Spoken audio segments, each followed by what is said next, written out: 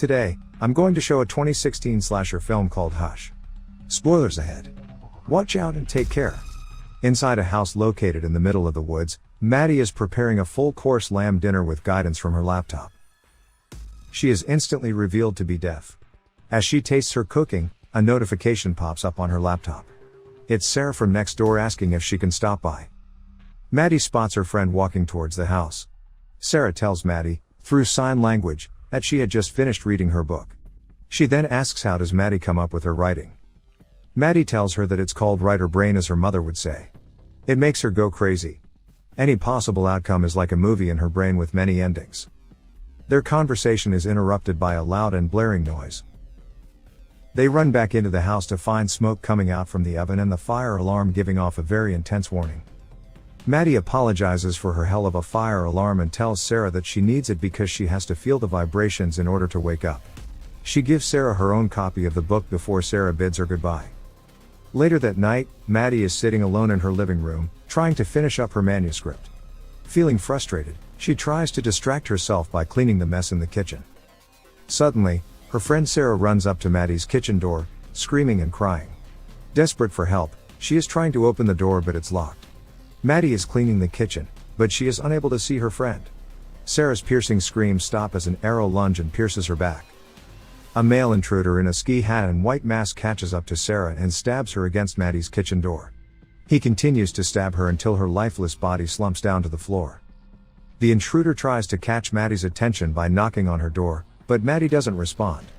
He immediately deduces that she is most probably deaf. As she continues working, the intruder sneaks into the house.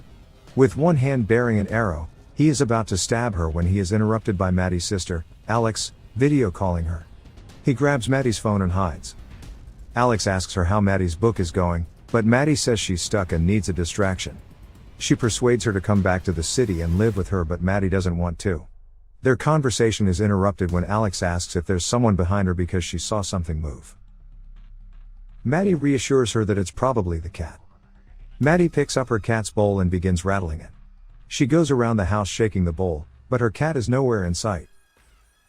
She pays no mind to this and leaves the bowl by the open door and goes back to her writing. A notification pops up on her laptop and reveals a message sent by Maddie's own phone. Confused, she opens the message to see a picture set of herself while she was having the call with her sister. Petrified, Maddie walks to the open door to see the masked intruder holding her phone. She quickly closes and locks the door before he can get in. The intruder, armed with a crossbow, goes to every door of the house trying to get in, but Maddie locks all of them. The power goes out and from the window, she could see him slashing her tires. There's no chance of escape now. Maddie grabs a lipstick from her bag and desperately writes on the glass door. She says that she won't tell anyone she hasn't seen his face, and her boyfriend is coming home soon. She's hoping that the man would accept her bluff. The intruder takes off his mask to reveal his face and neck tattoo. He asks Maddie if she can read his lips, to which she nods. Now that she has seen his face, he has to kill her. Maddie runs back to her kitchen to grab a knife. She goes to her bedroom and secures the door and windows. As she huddles up in one corner, trembling and crying, something starts banging on one of her windows. Terrified, she looks up to see the intruder carrying Sarah's dead body and banging her lifeless arm against the window pane. Maddie drops her knife in shock and backs away, crying at the sight of her dead friend. Maddie realizes that Sarah must still have her own phone with her. She tries to distract the intruder by activating her car alarm. Once he's occupied, a gasping Maddie makes a run for it, opens the window and reaches for the phone inside her friend's back pocket. The intruder immediately catches her in the act. He tries to snatch her, but she closes the window on his fingers.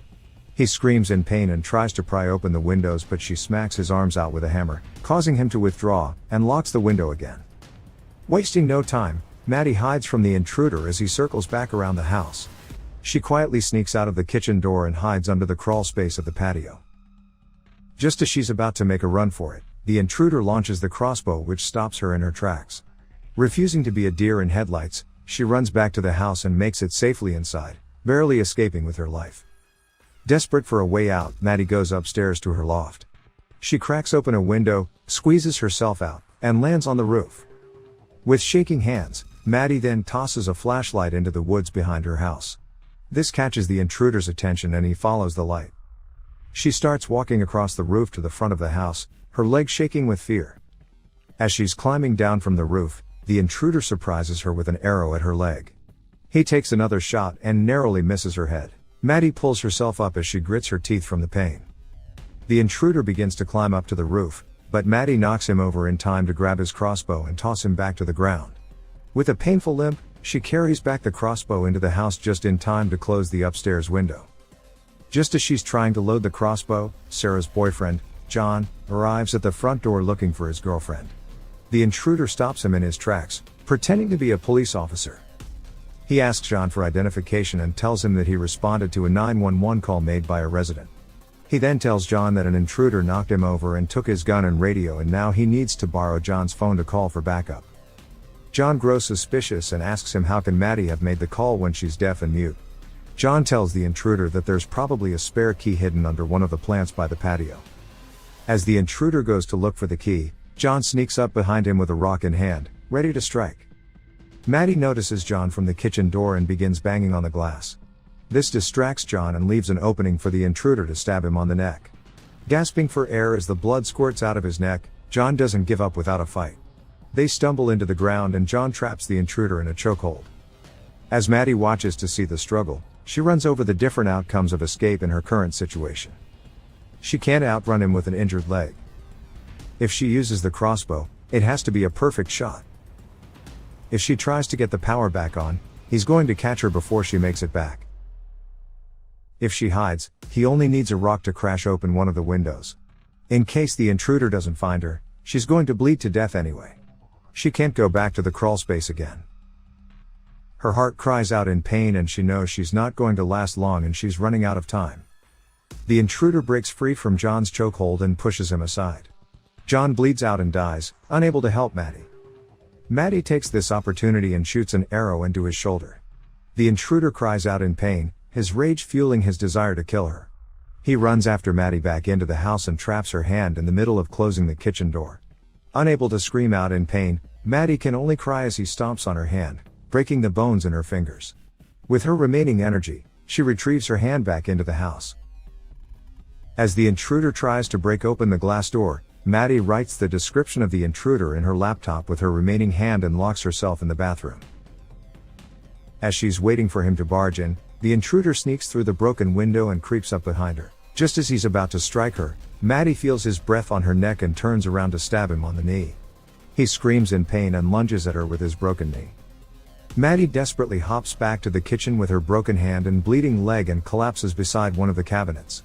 As the intruder walks towards her, she aims a bug spray into his face and reactivates her fire alarm, buying her a bit of time. The intruder finally catches up to her and they are caught in a struggle. He punches her face and chokes her. But Maddie fights back, pushing his finger into his injury. He slams her to the floor and chokes her again and she sees her life flashing before her eyes. As her heartbeat slows down, she reaches for the wine opener with the last inch of her life, and with a mighty swing, she stabs him one last time on the neck. He releases his grasps from her neck as he chokes on his own blood and collapses on the floor next to her. Maddie gasps for air and quickly reaches for the phone in his pocket and dials 911. This is her chance to escape. She gives one last look at the dead intruder and slowly makes her way to the patio where she sits down next to her cat. As Maddie pets the furry little creature, flashing lights from the police are seen at a distance. She closes her eyes and sighs, she survived and she won. Subscribe to watch more videos like this. Turn on notifications. And leave a like, it really helps the channel out. Thank you for watching.